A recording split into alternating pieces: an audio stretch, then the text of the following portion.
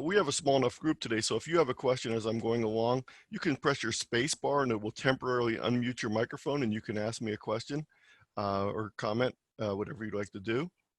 So, good morning. We're going to talk about stocking the teacher toolbox this morning. Normally I'd be up here with a little tiny hammer that I'd tap on the desk and then I'd pull my sledgehammer out to show you two different types of tools that you can use, but we don't get to do that effect this morning.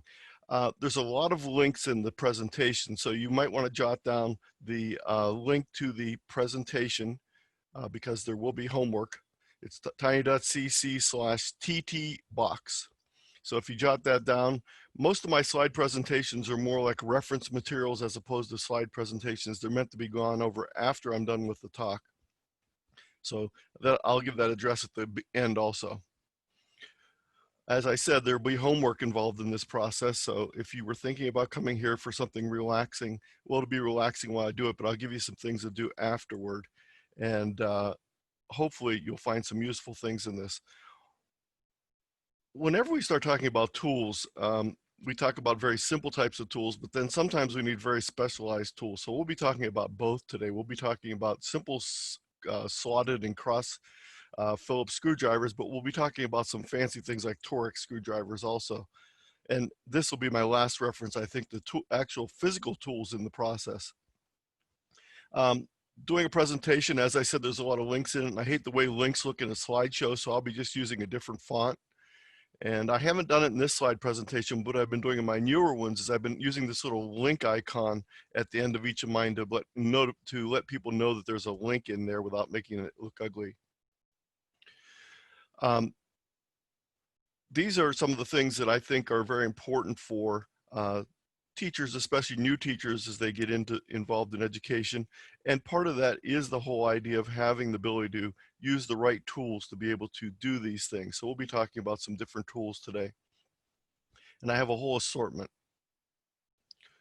I'm going to give you a quick rundown of the shopping list first, and then we'll go into each of the categories. So we're going to talk about professional learning networks, learning management systems. We're going to talk about websites, website page editors, creation software, collaboration and productivity tools, shared storage, PDF writers and other tools for creating those different types of files, compression and uncompression tools, URL shorteners, classroom management tools, some video and audio conferencing ability, ability to record audio and video files, also the ability to do screen captures, which is not on here. Advanced searching techniques and some quality web resources we'll end with. And we'll have even very fancy extra special tools like this, my favorite Swiss knife here. So the first thing I want to talk a little bit about is a professional learning network, and I'm guessing that I'm probably speaking to the choir here in many of the cases, but one of the things that's very important, especially for teachers just starting out, is the ability to link in with other people so that they can benefit from other people's experience and experiences throughout the year. So there's three parts to a professional learning network. The professional or personal portion of it, where you have the ability to connect with other people. And one of the things I think is very important is the idea that we now have the ability to connect with not just people in our own district or building, but also people worldwide. So I think it's very important that we don't limit our view to just local schools or local districts. Before I retired, I worked with a lot of districts of different sizes, and some of them were very small. And the science department at the high school would consist of 1 or 2 people. Well, it's kind of hard to network with only one other person and get much information. So it's very important that you don't limit your networking to your building or your district. The learning part of that is being able to get new ideas, resources, collaborate with other people, share your ideas. And the best part about a good professional learning network is the PD is available 24/7 through different methods that you tie in through. As I said earlier, the network can be global now. It's very important that we have a very broad view of what we use for our resources. So you can create your own professional learning network or personal learning network by starting simple. I suggest you combine a variety of different resources. Not one thing doesn't just fit everyone's needs. And one of the most important things, if you want to make it work, it's very important it's a two-way relationship, that you're not just a taker, but also a giver. And you'll find that when you start giving, you actually start learning a lot, because being able to share things with other people means that you're required to have a deeper understanding. So I find myself, whenever I'm preparing to share with other people, actually learning a lot more detail, because I spend the time putting everything together in a coherent way to pass on to other people. And that's a very strong learning method. So there's a bunch of different resources out there you can use. I used Edmodo quite a bit when I was in the profession. Test UK is probably the biggest professional learning network in the world, but it's very little known in the US. It's based in the UK, but it is worldwide in reach. And these are links, as I said. So when you click on these links, it'll take you out to the specific site. And in a survey of teachers, it was found that the most popular professional learning network was Pinterest. So that's just one of the things that I found out when I was going through putting these information together. But there's other tools out there. There's a ton of independent blogs and websites that you can add to your professional learning network when you build your own.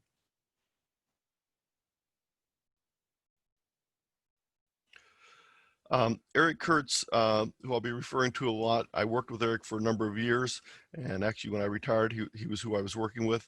He put together a presentation about 4 or 5 years ago on taming Twitter and using Twitter as part of your professional learning network. And Eric is, I think, one of the keynote speakers this afternoon. I think he's doing his at 2 o'clock. Blogs to follow. This is a collection of 100 educational technology blogs. This EdTech must-read blogs has been updated. It's now 2018. I didn't change the link on the slide here, but it is 2018 now instead of 2000 or 2016 instead of 15. So I think it's very important that you find some blogs that you tie in with and keep up with. So that's professional learning networks. The next thing I want to talk about is having a web presence. And the web presence can be a variety of different things. It can be simply a website that you use with your students and maybe with your parents to connect and communicate. It could be a blog that you put together that you share with other professionals. It could be part of a learning management system, such as Moodle, Edmodo. Edmodo, in addition to being a professional learning network, is also a student management or LMS. So you can use it similar to what you would use Google Classroom for. Classroom management systems such as Google Classroom. Maybe your school's gradebook software has a web page involved in that. So this is just a web presence that you have. You'll need tools to be able to build it. Many of these sites have their own building tools, and a lot of them are simple click and type of editors where there's no need for HTML ability included in that. In addition, a lot of times when you create web pages, it's kind of difficult to get the page information to someone quickly. So I'm a strong believer in URL shorteners, so that you can just tell someone, hey, visit my blog at tiny.cc/Anthony L, or something like that. So you can have a catchy name that you can tell someone. It's kind of hard to, to give someone a giant URL and an elevator presentation. Now, one of the problems is some districts block URL shorteners. If your district does, tell them they shouldn't do that. It's not a very good idea. There's not really that much risk involved in it, and it just is very annoying when people want to share things with you or your students and your school district blocks it. Sometimes your page may be school provided. Sometimes it might be on your own. And there's a lot of different places where you can create your own free websites and hosting. I use Google Sites for mine. I'm still using classic sites. The new sites just doesn't have the features I want. So for my web page, which I'll be showing you a little bit later, I use Google Sites. But there's a lot of different things you can use to build your site. So our fourth thing on our shopping list is collaboration and productivity tools. And I been using Google for Education for quite a while. We were one of the first 3 districts in the state of Ohio to start using Google Google Suites. It wasn't because we were a very forward-looking district. It was because we were a very small district, and I only had to ask 2 people if I could do it, and we were a very cash-strapped district, and it was free. So I've been using Google Google for Education since the early 2000s. So I've been doing it forever, it seems like. Microsoft 365 is another set of online tools that you can use. It's very important that when you, whatever collaboration and productivity tools that you use, that you become proficient with each so that you can get the full features of each one. And one of the problems is a lot of people just use one tool in the suite, and that's the word processing tool. And I think they're missing a very, very important part of it. I have a whole number of lessons on spreadsheets, and if you don't feel comfortable with spreadsheets, that should be your summer project to get more comfortable with spreadsheets, because you can really use them as a great tool for both learning and for teaching. And I'll provide some links to information near the end of this presentation on some spreadsheet resources that you might find useful. Forms and drawings are 2 tools in Google Spreadsheets that a lot of people don't think about immediately, but forms can be very, very good for collecting information. And forms can be used in conjunction with spreadsheets. If you have people that aren't comfortable with inputting data into spreadsheets, you can use a form so that when they complete the form, the information automatically flows into a spreadsheet. And that way they don't actually ever see the spreadsheet or touch the spreadsheet. And as I said before, spreadsheets can be great instructional tools. They're also a great way to organize and manage data, projects, ideas, etc.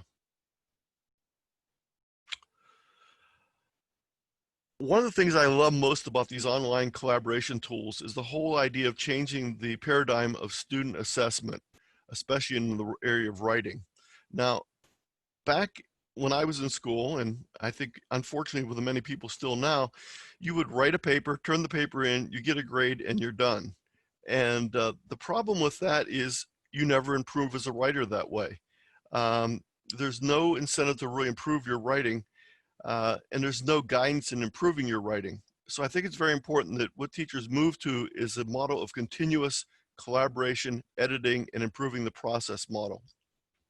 My worst subject in school was by far and away language arts, or what we called English back in those days.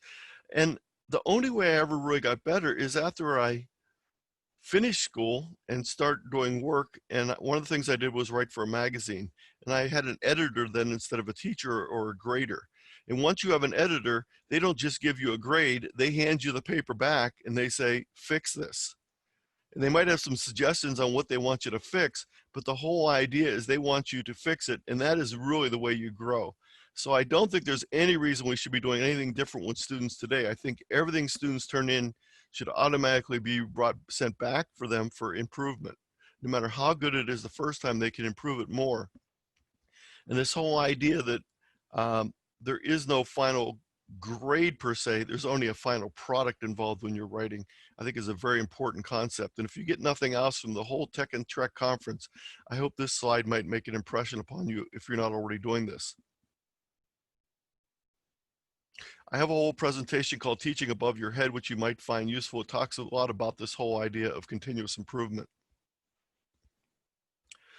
As far as shared storage goes, really cloud-based storage is the de facto method for most schools now, and for most businesses, as a matter of fact, and for many home individuals. And there's a number of different resources out there. I use Google Drive because I'm so tied in with the Google tools. So that's the main thing I use. So I want to talk a little bit about some Google Drive things on the next slide. One of the things that's really important to realize is that every Google tool, every Google Suite tool that you use, no matter which one it is, if you take a look up at the top bar of your URL, you'll see that everyone has a web address, because what happens is, whether it's a spreadsheet, a doc, a slide, they are all simply web pages that are being shown to you. Because they are web pages, they have a URL, and one of the neat things is you can hack the URLs and change what people see or how the document works. So for example, if I were to give you a simple document, and I'll do something very dangerous here, I'll go into my Google Drive and just randomly bring something up.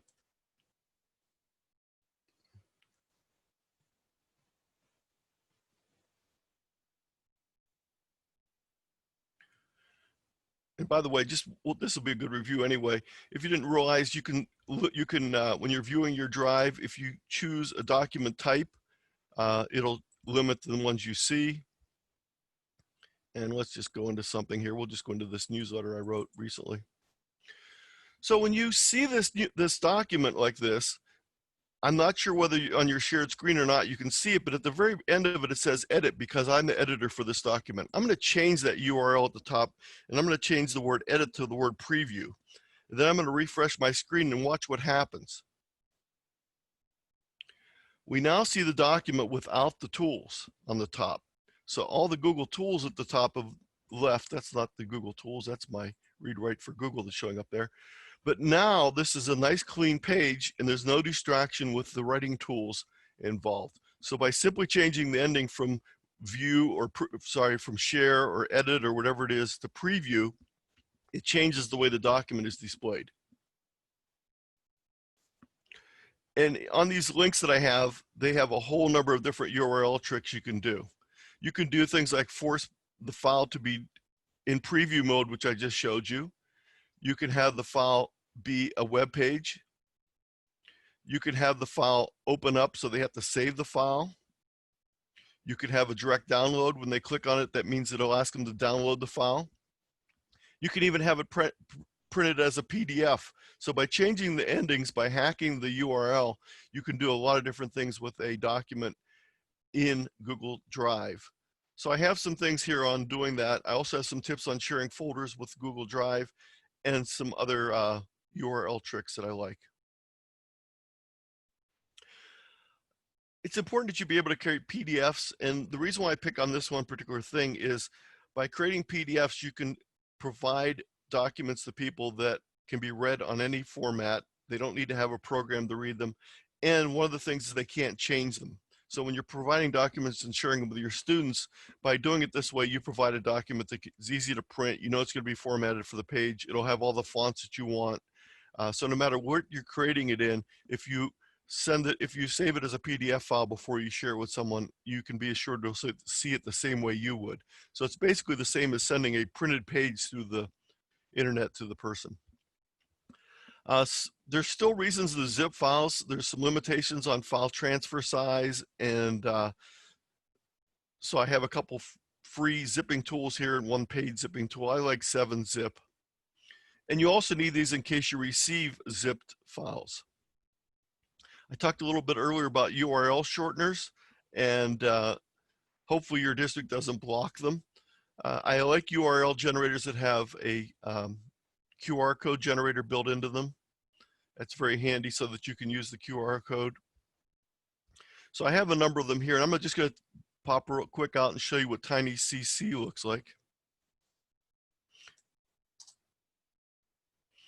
So tiny.cc is available both as a free and premium. I use the free version, and the only difference really that I see is I get advertisements on here, but the end user never sees the advertisements. It's just me as the editor.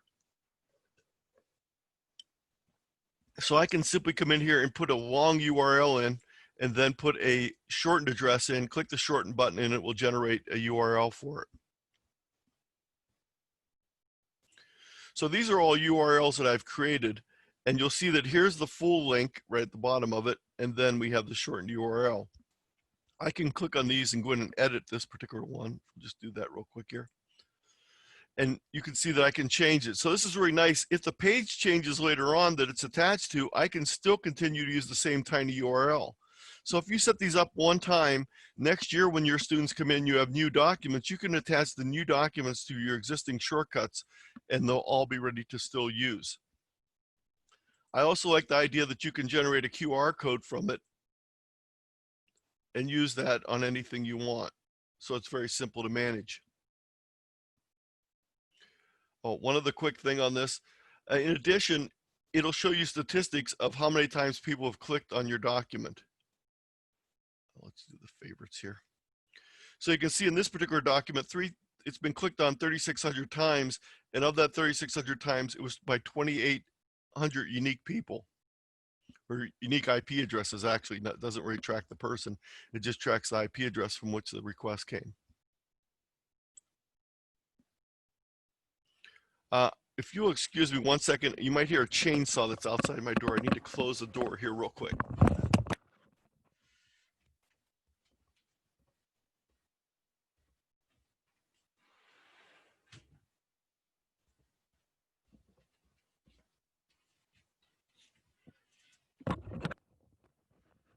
Okay, I'm back. Hopefully you didn't hear that too loudly, but I was hearing it, so I was afraid you might be hearing it soon. I have a section on classroom management tools, but I'm not going to talk a lot about that in today's talk. I have the links here that you can play around with and take a look at depending on what your specific needs are. I know this is an area that's very specific to individuals, so I'm not going to go into this in great depth. I'm going to talk a little bit about video and audio conferencing. It's something that probably no one has used this year. I'm guessing that no one has done any video conferencing this year. A few years back when Eric Kurtz and I were working together, we start doing these things online, and we start talking to teachers about things that they could do to work with their students online. And we got some receptive people, but we got a lot of blank stares from people, and it was very funny. A lot of these people contacted me very frantically in March and beginning of April this year, asking about that stuff that I had shown them a few years ago. And all of a sudden they had a very keen interest in it. And I think the whole world has gotten a keen interest in video and online conferencing capabilities. But these are some of the biggies out there, and they all work very similar. I'm comfortable with using any of these programs. There's some features that are better in some and in others. Google Meet is very popular because it's part of the Google Suite and it's a closed environment, so a lot of schools like this better. The only thing I don't like about Google Meet is the fact they keep changing the name from Google Hangouts to Google Meet, and they keep changing the features. So I'm constantly trying to use a feature that doesn't exist anymore, but there's a new feature that I don't know how to use. So it's very similar to the whole Google environment, that it's a constantly changing thing. I just got an announcement yesterday that they've added some new features, which I haven't got a chance to try out yet. So I'll be doing that because I'll be using Google Meet. But the integration on Google Meet is really good with Google Classroom and other things. So I really like it for that aspect. Zoom, which we're using today, I find very flexible. And I don't have a paid account right now myself, but I'm under the temporary suspension of the 40-minute limit. So I've been using it a lot on my own for different meetings I've been doing. So these are some of the tools that are out there. Now, you might say, well, with these video tools, there's really no reason to record things. Well, that's not really the case. I think it's very important that you create a lot of material so that it's available asynchronous to your students. I think one thing we've learned this last year is when students are at home, their schedules don't always match up with the schedules of teachers who are planning on doing things. I have a number of different friends whose districts went in different directions. One district went in the idea that we're going to keep everything pretty much the same way. We're going to run on the same schedule. We're going to expect the kids to show up at 9 o'clock for math and 10 o'clock for social studies and so forth. And they found out very quickly that kids weren't there because they weren't available to get online then. Maybe there was a sibling that was using the online access, or maybe the kids didn't have access at that particular time. The other district that my friend worked at, they went the totally asynchronous route where they created everything as materials that were available anytime throughout the day, with the idea that they would then allow the students to access them when they had time, and then they were available during office hours. So there's different ways of doing that. So I think it's very important that you be able to have these resources to record things. And the Google YouTube Studio used to be really easy to use. They've changed it a lot now, and I haven't gotten readjusted to it yet. What I've been really preferring for the most part is Screencastify. And Screencastify is available in both a free and a paid version. But the free version I find does most of the things I want, because the free version limits the amount of time that you can use it. And I find it's actually better to make many small videos than one long video. So come on, Screencastify, you can load any time. There we go. So Screencastify is an extension that I use in Chrome, and if I can find the right extension up here. Another one is Loom. So I've been using both Loom and Screencastify. I'm going to pop up in Screencastify here real quick. And with Screencastify, you can choose to record a browser tab that you're in, or you can do your whole desktop, or you can do your web camera, or you can do both your browser and your web camera. So you can make videos of yourself up in the corner, very similar to what we're seeing on this you're seeing on the Zoom screen right now, and you can do voiceovers while you're doing things on the screen. And there's a lot of things that I've worked with teachers on using this for. One of the most interesting ones, well, actually two of them, one was for foreign language and one was for music. The music teacher was able to send out through their Google Classroom the documents with the scores that they wanted the students to perform the music of. The students would then start up Zoom with the score in front of them, the camera on them with their instrument, and then perform the piece. So the teacher would be able to hear the piece, see their performance of the piece, see their mouth, see their embouchure and the whole thing, so they'd be able to then assess them on their ability to play the piece. So I think it's really good when you're having both as a resource for you as a teacher creating things, but also a way to do assessments with your students. So Zoom is a really good tool. I'm sorry, Screencastify is a really good tool to do recorded student assessments when they have to perform or speak in a different language or anything along those lines. So there's a number of them out there. If you're just doing audio alone, I think Audacity is a really good tool to use. It gives you a multi-tracks so you can layer things on top of each other. And it's a very, very good tool. You can go in and you can see very specific, I should have recorded something in Audacity before, but I did not. But you can actually see the peaks and valleys when someone speaks. And I worked with a teacher who was a speech teacher, and she would actually have the students record things, and then they could go over the visual pattern along with the spoken pattern so that she could show them, you know, oh, you're putting a little extra in front of each of these words that you're saying. So it gives you a visual representation of what's actually being recorded. Camtasia is a very popular recording tool for video and audio both. It's a paid tool, so there is a cost involved. So these are a number of things you might want to try out and take a look and see which ones you like and try some of these out. In addition to being able to record audio and video, I think screen capture is very important. And recently, Microsoft has upgraded the tool that's available in Windows. They used to have something called Microsoft Snip. Now it's called Microsoft Snip and Sketch. And it basically is a much more powerful tool than it was before. I thought I had a video here that was supposed to go to a video and it didn't. But basically you press the Windows key on your keyboard, the Shift key and the S, and it brings up the tool. And I'm not sure if you're going to be able to see this or not, but you then can pick what tool you want and it will capture that part of the page. So it's very good for that aspect. And it does a pretty good job. The one I've been using for many, many years is a paid tool. It's called Snagit from TechSmith Software. And the thing I like about this is it does a couple of special things that a lot of the free tools don't do or don't do as well. So I'm going to start up Snagit here real quick. I didn't mean to do that. Let's try that one more time. I actually have the program right here, and I'm not sure if you can see this floating on top. Hopefully you can, but it's floating on top of the screen now, and this is the little tool that I'm going to use to capture with it. One of the neat things about it is you can do what's called time delay capture. So by having a time delay capture, you can actually see submenus, so you can show students how to go into something and do something specifically. So let's go back into our document now.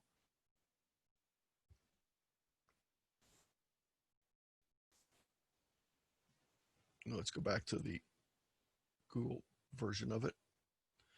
So if you want to explain to a student how to do some formatting, you might tell them, you know, highlight something and then go up here and click on the tools and do that. The problem is if you do a normal screen capture with something like Microsoft Snap, it won't catch those submenus. So let's go ahead and do that real quick. I'm going to go up here and start up the capture program, highlight this, and you see the little timer up in the corner. And you'll see that until the timer ends, it then freezes my screen with all the menus open that I had open. I can then capture that. It then has a little editing tool that I can go in and annotate it, so I can go up here and show the student, you know, highlight this first, then come up here and click on format, then come on down here and click on paragraph styles, and then I want you to click on subtitle. And I can even come in here and number these really quickly by using the stamp tool.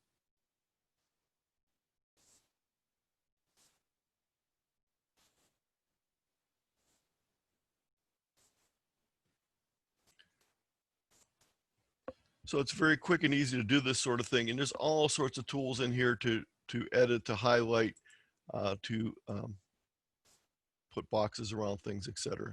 And it's not real expensive. It's like $29 for the full version, but the educational version is even cheaper. And I use it probably 20 times a day. I'm constantly using this. And I first started using it when I was doing tech support. I use this a lot. People would send me a question on how to do something, and I'd write back with a screenshot of what they needed to do. So again, Snagit by TechSmith software. There's also some Chrome extension apps. I have a whole list of them here that you can use as capture tools. Now, one of the most important things I think we need to provide to students is the ability for them to find information. And I think that students have gotten a little bit better at searching, but there's still the whole idea of very vague searches. So I put together a whole set of resources on my webpage. It's a whole page just on searching. And these are my searching tools. A number of years ago, I put together a whole process called recursive web searching technique. And there's a whole set of handouts here, and it's step-by-step process of searching. And that's all available on the site, all these resources on searching. There's also a number of training tools from Google on doing searching. In addition to the ability to find things, I think the most important thing is for students to be able to find what they want and then know what they found. So there's a whole section on digital and media literacy also on the searching page, so they can evaluate the materials they find. So the whole idea of searching, I think, is very, very important that students be given a ability to do advanced searching techniques. One of the tools that's available to stock your toolbox with are the whole variety of extensions, add-ons, and web apps.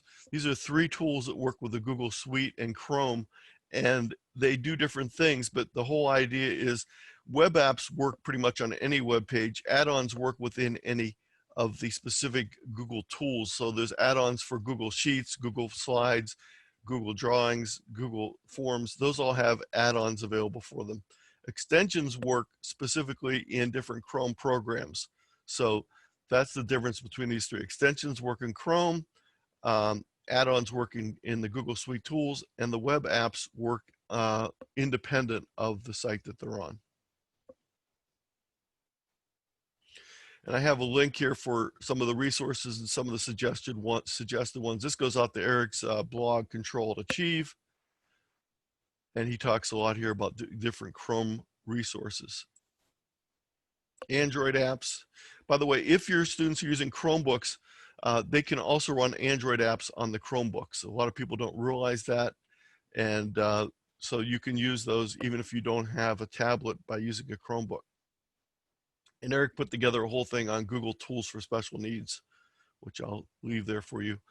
This is a couple things from Education Technology and Mobile Learning on digital skills for teachers with a list of different tools, Android apps, educational iPad apps for teachers.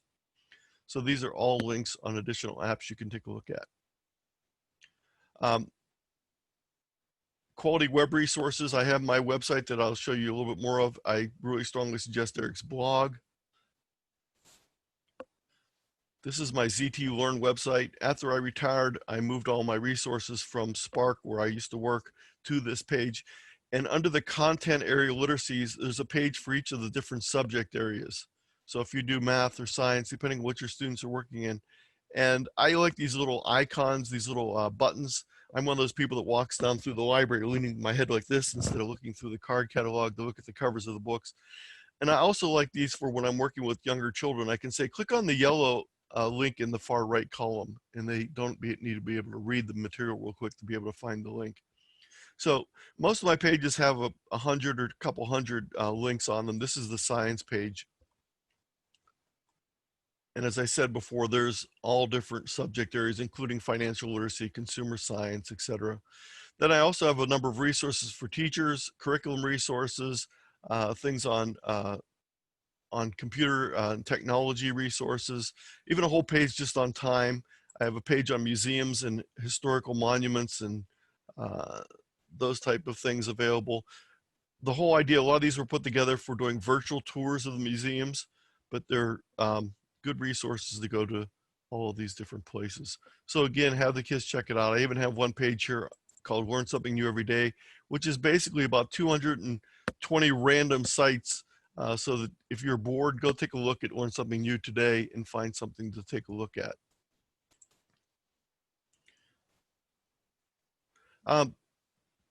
Tie into conferences like this one today. That's one of the most important tools in a professional learning network. We're blessed in this area with a number of free or inexpensive conferences. Neonet does theirs in March. Spark typically does theirs in August. Unfortunately, it's been canceled for this year. Create in Cleveland is a good conference, and you get the Tony Paco's hot dogs at that one. And NeoTie has been in the fall traditionally and held up in the eastern suburbs of Cleveland. Eric Kurtz runs the Google users meeting. It's the Google Educators Group of Ohio, GEG, and they do a review of all the new Google updates and Google tools monthly, plus different things to tie in with that. And they're all recorded and available to watch afterward. I put together some links to some of my other presentations. This is the Teaching Above Your Head presentation I mentioned. This is a little bit old now, but it's called a dozen things for educators need to know for today's students. I have a whole thing here on using spreadsheets without numbers, for using spreadsheets across the curriculum, reviving some concepts of 50s and 60s, some more Google spreadsheet tools, one on amateur radio and technology. And this is my contact information. And now we'll take some questions or comments from the audience. So just you can just go ahead and unkey your microphone if you have a question you'd like to ask or a comment. If you don't, yes, go right ahead.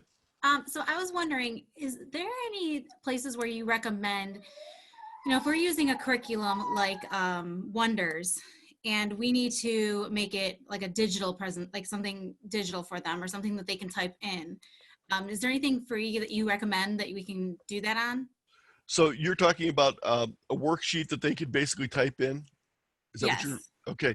Well, you could use the Google tools to do that. The problem is whenever you're using a word processor type of program, whether it's Word or Google, everything shifts as you do it. The trick around that, though, is to create tables. And once you create tables, you can have your text in one part of the table and then a blank spot for them to type in. So whatever word processing program you're using, the whole concept of tables is a good way to lay things out so that there's the text that you have plus then a spot for them to type in. There may be some other specific tools out there. Does anyone know of anything along those lines? I know if you have the full version of PDF Writer, you can also create interactive PDF documents. But the other thing that I strongly suggest is, in a lot of cases, if you don't worry so much about what the document looks like, Google Forms are a great way to have students input information. Yeah, okay, thank you very much. Mm-hmm. Other questions? Or does anyone else have a tool that Melissa might find useful? Anthony, I have a question for you. Yeah, yes, Renee. So I have a colleague friend that teaches high school math, and one of the biggest challenges she had for this whole time that we went through was getting math assignments out to students, and then collecting assignments and then grading them and going back and forth with the students on. It was just really challenging. They'd take pictures of it, and then she would have to bring it into a program and make corrections, because she said, I think it's helpful if they, it's not just take the math problem back and grade it to give them feedback. Does anybody have any input as far as something that a math teacher would be able to use as a tool to be able to go back and forth with students, to be able to make comments or mark on it or anything like that? Hopefully that makes sense. Yes, and math wasn't my area of specialization, but I know on my website on the math page, there is some math editors, some online editors that are available. Let me bring up the share real quick here. One second while I move things around. So I know, and I don't know specifically which ones. Are you seeing my math screen right now? Yes. Okay, very good. Some of these math tools here are ones that are interactive writing tools where you can create math expressions with the editing tool, because the problem is with a word processor, it's hard to do math writing. Now Correct. there are extensions for the different for like Google Docs that is a math editor extension, so she might also want to look at those, because I think one of the Okay. things that's real difficult is if you resort to paper and pencil type of math writing as opposed to using a tool that has the math writing tools in it, it becomes very cumbersome to exchange the information then. Exactly. So I think what she needs to be looking at is A, some of these programs that do math writing, and then B, extensions that do math. So let's take a quick look here. I think we might be able to find some.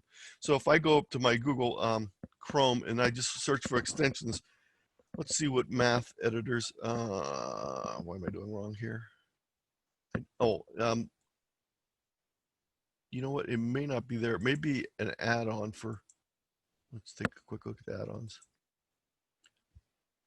If you get a chance to go to Eric Kurtz's session this afternoon, he was a math teacher, and I know he had some math. Oh, here we go. Math type is one of them, and it's an add-on that fits into your Google Docs, but it lets you do math writing within it. Okay.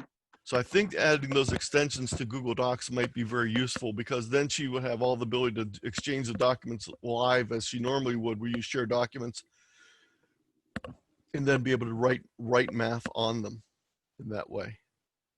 Let me just mention one other real quick thing. When you're using Google Classroom, you have the ability to annotate directly on the assignments that the students submit.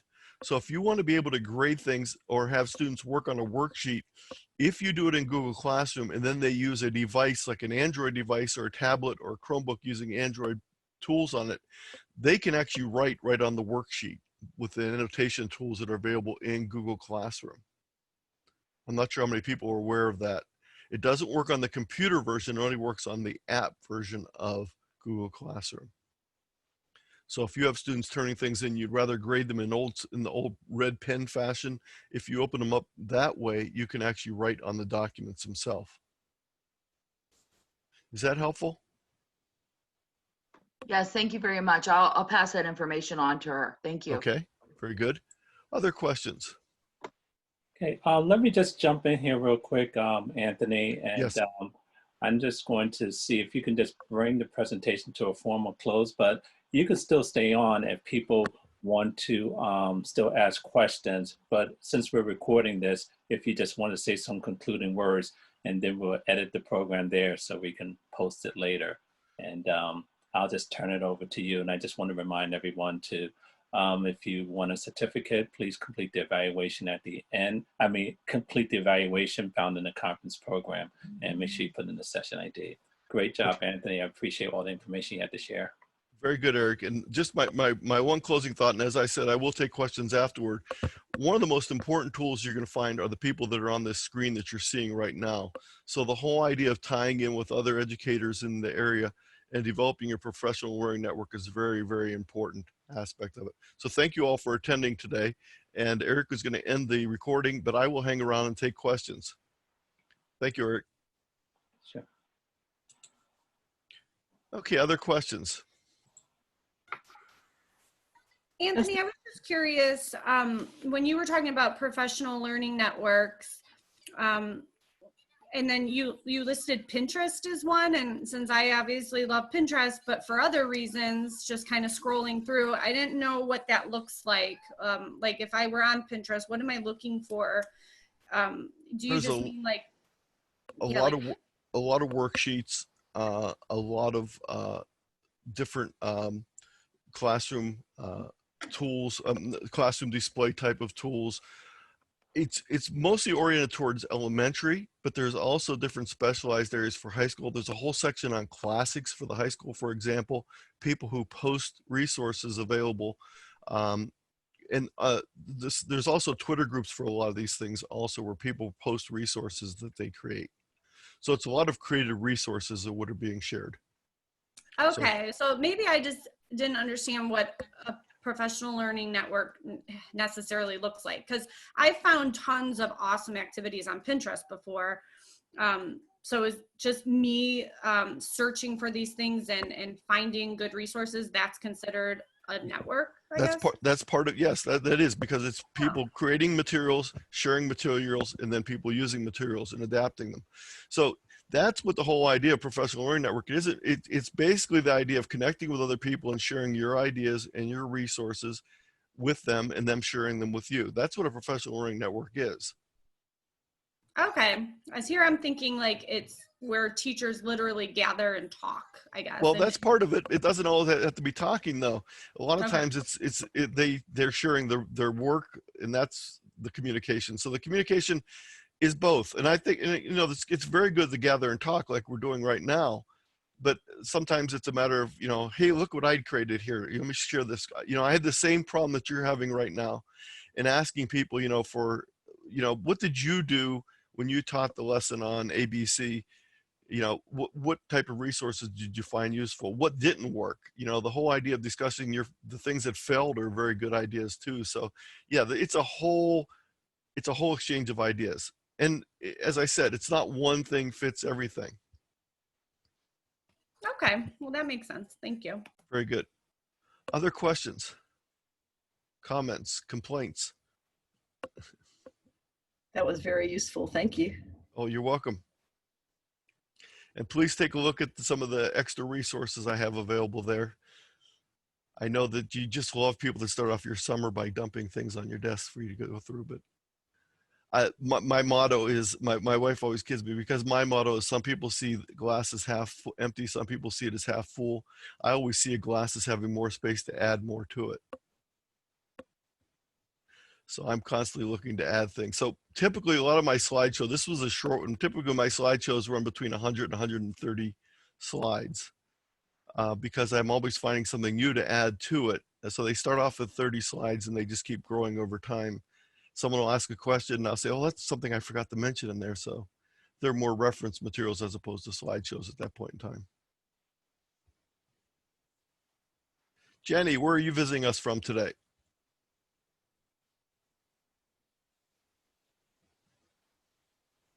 She might not have heard me. Any other questions I can answer? Well, make sure you stop by to see Eric this afternoon. I think you'll find him very interesting and enjoyable. And I'm going to go ahead, if no one else has anything else, I'm going to go ahead and end our session. Oh, by the way, there is some stuff. Let me just check the chat to make sure there weren't any questions there that I need to ask. I don't know the ID number for the presentation. I'm pretty sure it's in the today's conference schedule.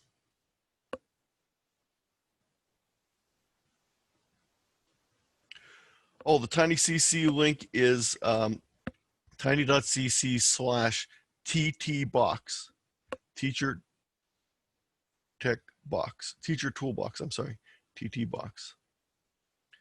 Okay.